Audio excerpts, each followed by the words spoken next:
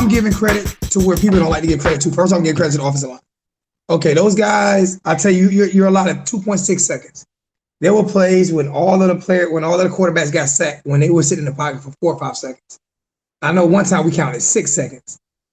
And so they opened up holes. The running backs look good. They opened up holes. So the first thing that stood out to me was the offensive line. And they you can tell they're growing. They're still young. They're mixed matching them, but you can tell that they're growing and they're getting better. So that's the first thing that stood out to me. The second thing that stood out to me is actually Jarren Williams, the way he regressed from last week to this week. Did not have a good game at all. He really did not. I wasn't expecting that. I was expecting him to at least be on the same level he was on last week, and he regressed. He took a lot of sacks. The one play that they called an interception, fumble type play by number 29, they call him Rudy. I don't know his name. The walk-on guy, the young white guy. I think he played defensive back. He plays defensive back. I forgot who he took it from, but he was down by contact. It would have been a down play, but he ended up able to strip the ball from him. But just his hustle there was amazing. But that wasn't Jarren's fault. That play wasn't Jarren's fault. The ball got high pointed and it got stripped once he got to the ground. So that wasn't Jarren's fault. But Jarren had he had a pretty bad day at quarterback today. Now, to me, the best quarterback of the day was Nikoski. We'll break that down a little bit, but to me, he was sharp. But Tate Martell impressed me so much today. That guy, I mean, it was a play when he broke out of the pocket, and it clearly would have been a touchdown. And the guy reached out with one hand. There was nobody else behind. He reached out with one hand just to touch him with one hand. Now, if he would have had to grab and wrap him up, there is no way he would have been able to grab Tate. He was full speed, and he was coming at an angle, and I'm just guaranteeing you, he could barely touch him with a hand. But as soon as he touched him, they blew the play dead. That, to me, that was a touchdown. When he rolls outside the pocket, he is dangerous. He's electrifying. When he rolls outside that pocket, he had an excellent game on that first drive of the game. He drove him down the field. Got a touchdown on the first drive. Second drive of the game, he drove down the field. He hit Will Mallory.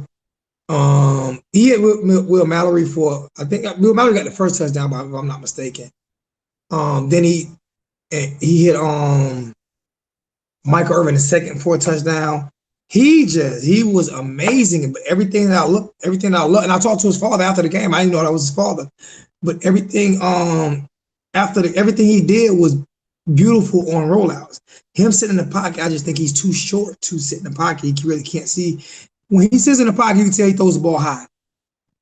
He throws it high, trying to get it over the offensive lineman. So it goes high and the receivers can't get to it. But when he rolls outside the pocket, right or left, either way, he is electrifying. That kid is electrifying. He is good. Interesting. So pretty much everything that you just outlined, I read earlier in I'll give them credit. This must be the Miami Herald, because they pretty much said the same thing. The Tate Martell, based on Cam Underwood's analysis that he brought on Wednesday night, other things that I watched, Tate Martell was awful in the last open scrimmage, apparently. He's just fluttering balls all over the place. And it didn't play into his hands in regards to a player because, again, they didn't allow quarterbacks weren't live. So that doesn't allow him to use his best part of his game. Jarren Williams, Nikosi Perry, as you mentioned, it sounds like Perry has not only been the best guy, but he's been extremely consistent start to finish. Every time he gets a look, anytime there's any kind of analysis, they say that he's pretty much the best quarterback. He is. And I was going to wait to break him down last. What I like from him is I've seen a few plays from him that weren't great plays. They were they were decent plays. They weren't great plays, but they were great plays for him. And the reason why I say they were great plays for him is he took touch off balls. He took some of the fire. He took some of the fire out of the ball. When the little out routes, when he throws too hard, when the receiver he's gonna go through their chest and kill him, or it's going to go through their hands and just can't catch it. And I watched him. He's like he's studying it, like he's thinking about it, but the ball placement was still there, and it was a soft touch, and they were able to turn upfield and get some yards and get some first downs. I think the one thing about all three quarterbacks is they don't know how to lead receivers on crossing routes and on little out routes. They can't lead the receiver. The receiver seems to always be turning for the ball. I think their ball placement is going to have to get better at that on intermediate and short routes. So that's all three. That's all three quarterbacks that I saw that from. But Perry has NFL talent. I mean, it's just he has unworld talent. He is just for people to, if anybody in the stands, and I said the same thing last year, but if anybody in the stands just sit there and watch Perry, he has all world talent. He had horrible coaching. And when you have horrible coaching, it will destroy your career. Dan Enos is the guy. This guy here, you can see, demands perfection. He demands you learn how to play football. You learn how to play quarterback. And if you look at all three quarterbacks, even with Jaren regressing this week,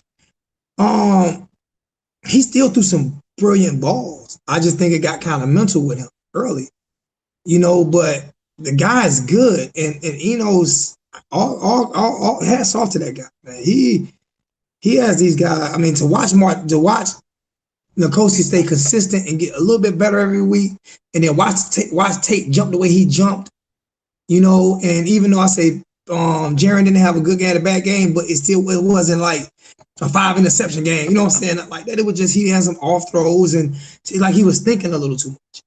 But that's what he's making those guys think. And that's making them grow. So he have a bad week this week, but I can guarantee you Jaren will bounce back because that's what Coach Dan Enos is putting in those guys' head is you have to be a leader.